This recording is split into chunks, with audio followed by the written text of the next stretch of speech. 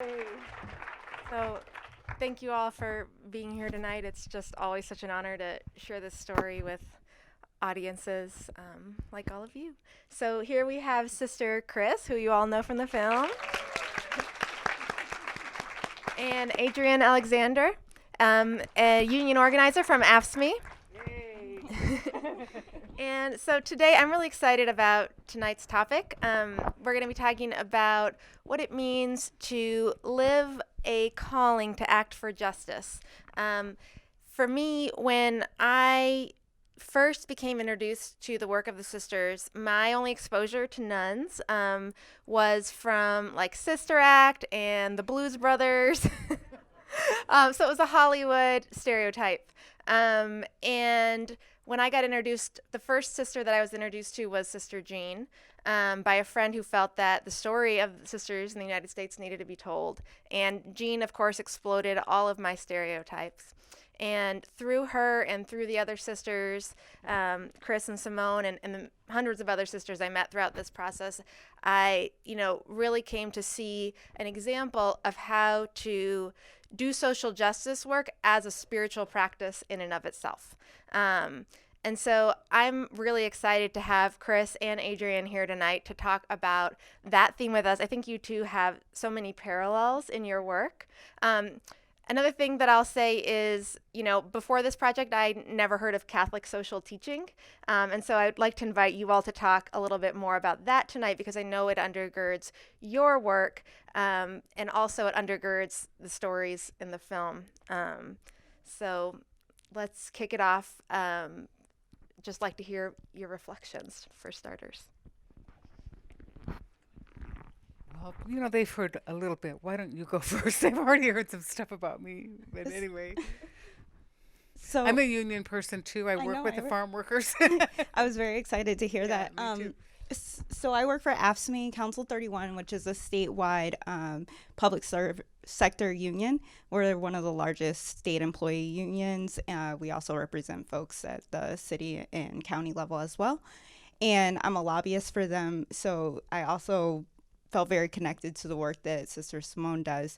I worked on healthcare reform in DC for the AFL-CIO in the beginning, so I was very familiar with Network and all the great work and the important voice that they provided. Now I work for AFSCME. I'm part of a team in Springfield, but also work at City of Chicago and Cook County for lobbying. And I'm a cradle Catholic. And my dad actually works for the Archdiocese of Atlanta and is a photographer for them. So actually covered Nuns on the Bus when they came to Atlanta. And it's been because of his work now in the Archdiocese of Atlanta, but previously in the Archdiocese of Washington, D.C., I've been exposed to a lot of religious. So my stereotype of a nun was actually more of the activist nun. And I had the pleasure of just meeting a lot of really engaged religious, both priests and nuns. And through my work in Pax Christi, which is the tagline is the National Catholic Peace Movement. And so there was a lot of Pax Christi faces throughout the film. But I think just knowing the institution through my dad's work, and then also on the ground meeting a lot of people, I've struggled too with that, the church as I know it and the church as an institution.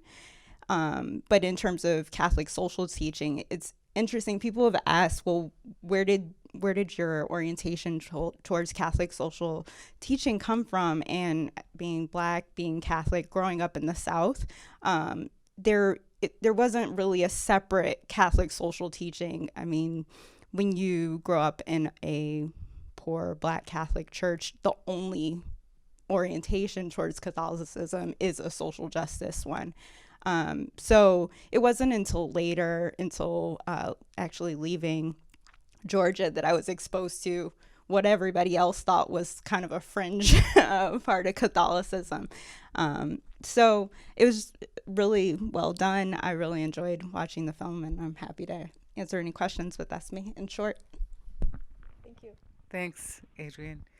I think before I talk about Catholic social teaching, I always want to express my gratitude to all the people, some of whom I think are probably in this room, who signed petitions, did prayer vigils, and sent positive thoughts to during all those 6 years when sisters were under investigation from the Vatican. And particularly when the leadership from our communities really stuck their necks way out in support of the Affordable Care Act on behalf of people who had no access to health care. I worked for 20 years as a nurse midwife with low-income families in Cleveland, and we were always finding women showing up in the emergency room in premature labor because they had no money to do prenatal care. So, and our sisters work with that population all the time.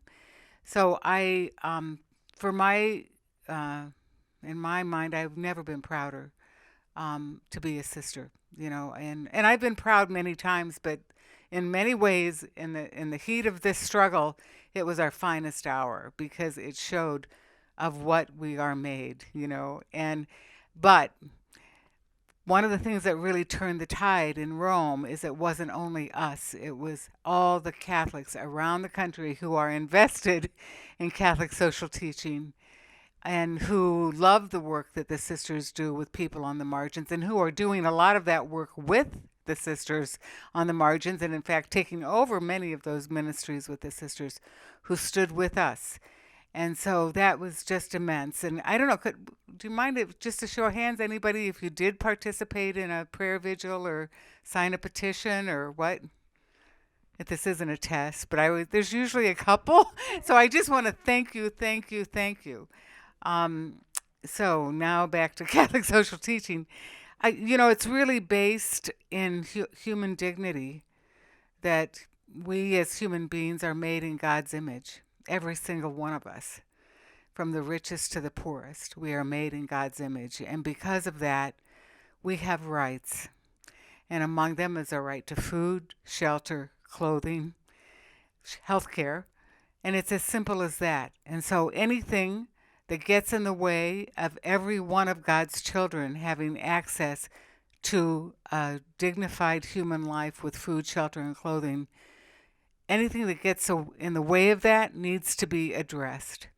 And there's a lot of workshops you can do on Catholic social teaching and that breaks it all out. But for me, it all comes down to we are all brothers and sisters together on this planet, and we have to take care of each other. So we need to address all those things in the structures of our society, and I would say in the structures of our church, that get in the way of people being the fully beautiful creations that we are meant to be.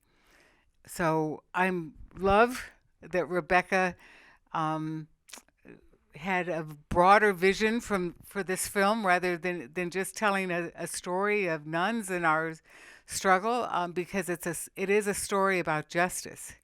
And so this is a story of our struggle and how we were able, with all the support of so many people, to have justice prevail within one very sort of patriarchal, oppressive kind of situation in a church that we love, even though sometimes we want to blow it up, as Sister Gene said.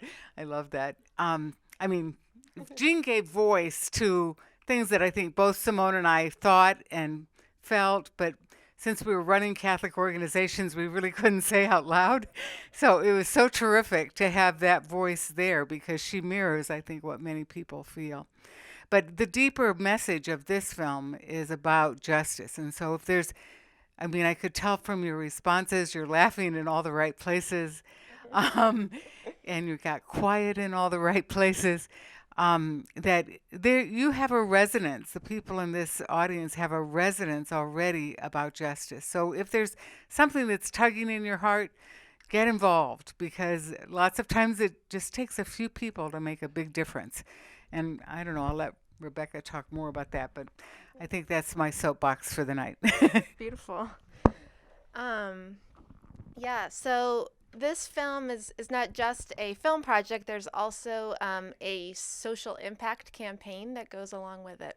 And so one of the aspects of the campaign that really resonated with what Chris was just talking about is this idea of how do you live a calling, right? This is the theme of tonight. How do you live a calling to act for justice? I think most of us feel that pull.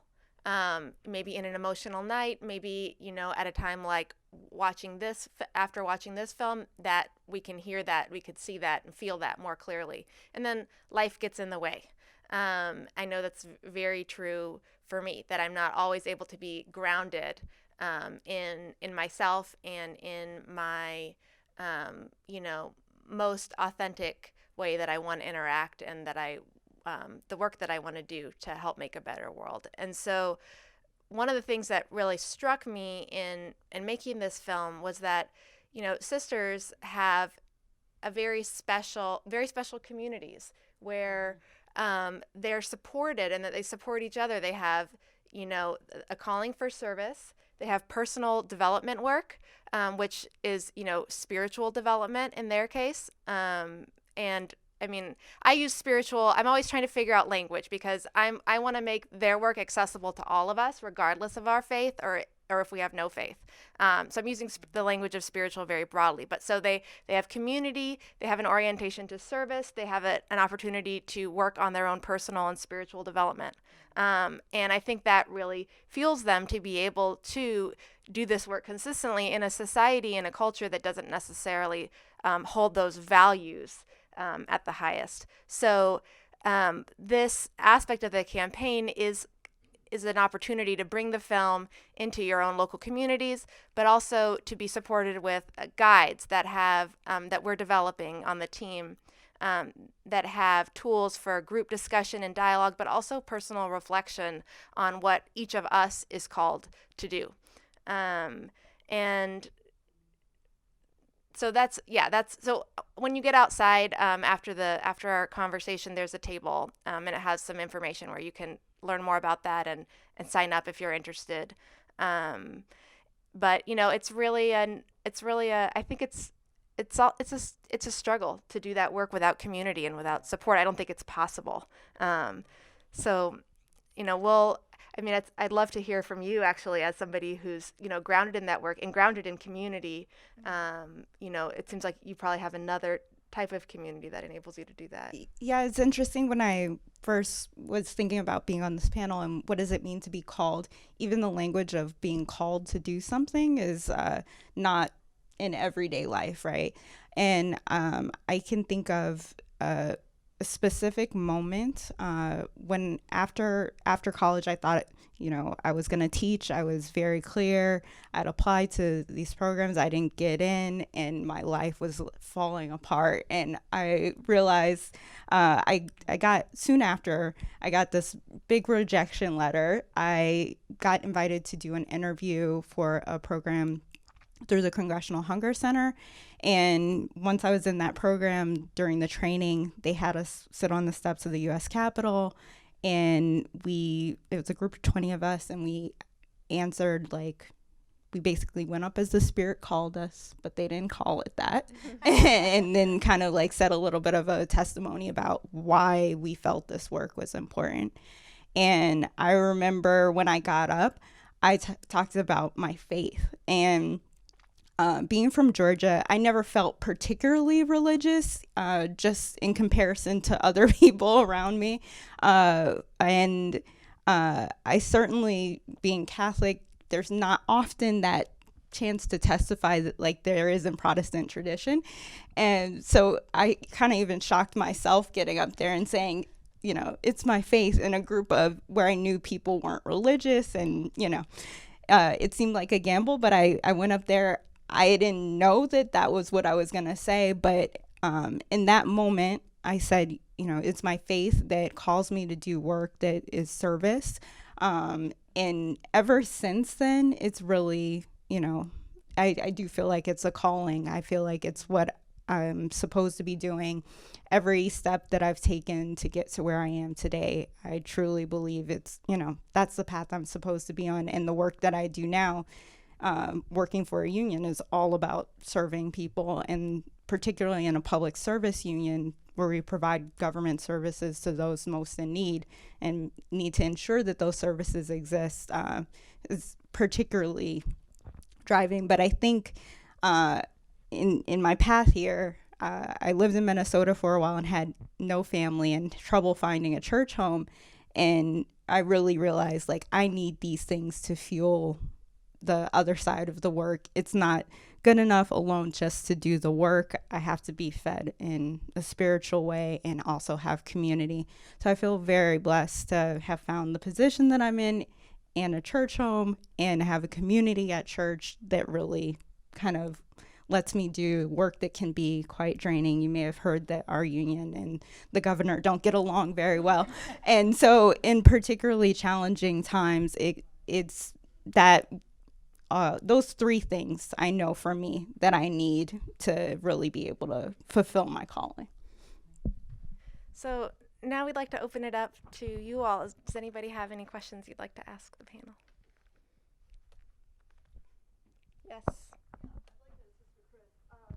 One thing that strikes me is that a lot of it, looking at watching the film, but also knowing something about the history, is that so much of your relationship with the hierarchy depends on who's in charge, who the Pope is. I mean, we saw that you go from Vatican II to John Paul II to Francis to Benedict and now to Francis. And how do you kind of cope inside yourself with knowing that it's kind of one heartbeat away, so to speak, who's going to be next and what that's going to mean for you without having any control over that? Yeah, thank you. That's a very good question, and I think did everyone hear the question? Okay. I don't know that I have an answer, but in the end, what I always used to say, yeah, Rome can do what Rome does, but what matters is what are we doing here? What am I doing in my life? What am I doing with my parish? I've often said that I couldn't stay within the Catholic Church if I wasn't working to change it. And so the fact is, all change happens from the bottom up, and eventually the people in charge have to respond, And certainly, I hate to use the example, but it is a very good example of the whole organizing around clergy sex abuse, the great work of SNAP, which was certainly one of the engines driving. That's Survivors Network of People Abused by Priests. That's what SNAP stands for. But it's certainly one of the engines that is driving, I would say, a desacralization, if you don't mind me using a big word like that not all bishops are God, not all priests are God, which, Catholics sort of imbibed that, whatever Father said at one point. And it's really not, it doesn't respect the divine in each person. So there is a big change, cultural change, shifting, happening institutionally, irregardless of who's in charge. And in some ways, the popes that are elected do tend to reflect, even though it's by bishops or cardinals, it also reflects what are the stresses happening within the institution. I mean, John Paul II came in at a time when there was a big turmoil after many of the changes of Vatican II. I think that Benedict, they wanted somebody to just sort of keep minding the store. But then in the meantime, all these forces underneath are building, whether it's not only is it survivors, but the founding issue for FutureChurch was the priest shortage and the reality of the worldwide priest shortage. I mean, in 4 years, we're going to have some 13,000 priests, active diocesan priests, to serve over 17,000 parishes in the United States. So, and it's not just here, it's also around the world, that structure is crumbling, to be honest. And so all of those energies are underneath, but that is shaping a change. And so Francis came in not just because he's a good and holy man, which he surely is, but because the cardinals who elected him knew they needed somebody to clean house in Rome, and they also wanted decentralization of decision making from, this 8 powerful men in the Vatican, which wasn't working. It's dysfunctional. It was destroying itself in all truth, which is why Benedict resigned. To something that was closer to the actual vision of the Second Vatican Council, where bishops' conferences, national bishops' conferences, have much more authority in shaping the pastoral practice that meets of the church, that fits the culture of the country they're in. So I'm sorry for the lengthy response, but it's all why I'm not too worried about who's in charge, because in the meantime, there are all these, and even just look at who passes on the faith in the family. It's women. And so for the first time, a study just came out about 8 months ago, younger women are leaving the church at greater rates than younger men. And that's the first time that has ever happened. It's sad. I don't want it to be that way. But the fact is, most women will not stay someplace that doesn't treat them equally, So there are a lot of cultural things that are shaping many changes that I think are still to come. You're welcome. Thank you. Can I hop in and say something? I think it's interesting. I had someone very close to me leave the church. The straw that broke the camel's back was the censure, and she's back now.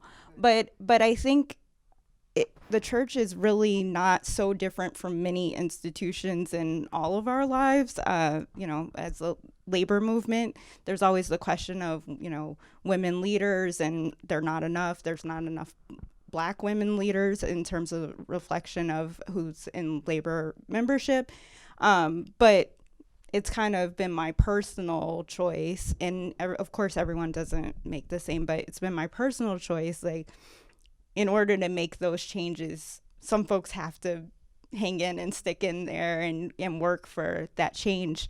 I mean, it's part of what I do for a living, that I kind of work within the system of politics and try and advance change. But I also think it's a little more difficult with the church because you don't quite see the response in a way that you do with politics all the time. It's a little slower. But I do think if you think about it in that way, it's an institution, and many institutions grapple with patriarchy. Thank you. And just thanks for the opportunity. I do have a quick commercial. If you're really passionate about change in the institutional church, the organization that I co-founded with Father Lou Trivison, FutureChurch, has an abundance of free downloadable resources from futurechurch.org. There are little cards out on the table. Just pick them up. I think, single-handedly revealed the fact that Mary of Magdala, there is no biblical evidence that Mary of Magdala was ever a prostitute, that she was the first witness to the resurrection. And in 1996, we started the annual celebration of her feast day to correct that mistaken notion. We had 23 celebrations the first year, 153 the second year, and ever since it's been between 250 and 400 celebrations, not just in the United States, but around the world, in Canada and Zambia and Australia and all these places. So when I say Rome, yes, it's important, but what's more important is what are we doing in our own faith communities? We have a bunch of resources that are very geared to Catholic faith communities, prayer services, educational programs about women leaders in the early church, some programs about the female deacons. Archbishop de Rocher called for opening the female diaconate to women. And that's just the women's stuff. We have other wonderful programs that were geared to the Synod on the Family. So, if that's one of your passions, then please do contact us, because we have a wonderful program coordinator, and we've done a lot of work helping parishes, vital, vibrant, solvent parishes that are being closed because of the pre-shortage and because of the need to sell their property to pay clergy sex abuse bills, I'm sorry to say. So we have spent probably 8 years to helping those groups too, and we've had success in Cleveland. 13 parishes, the Vatican reversed the bishop, and he had to reopen them. And it's altogether, it's about 35. So anyway, lots of stuff for ordinary Catholics who the church is driving them nuts, but they want to, they think they want to stay in and fight it out. We're your community here. So anyway, thanks. So we've got time for one more question, and then we'll also be outside and can chat more individually afterwards. All right, we don't need to prolong it. Thank you very much for coming. Yeah. Yeah. So just one more pitch. So if you go out to the table outside, like I said, we've got sign-up sheets for different ways that you could get involved. We've got the community screenings. We have a Mother House screening tour if there are any sisters here today. And we also have some really fun T-shirts and stickers and fun stuff like that. So come stop by the table and chat with us. Did you bring anything? Great. Okay, thanks everybody. Thank you.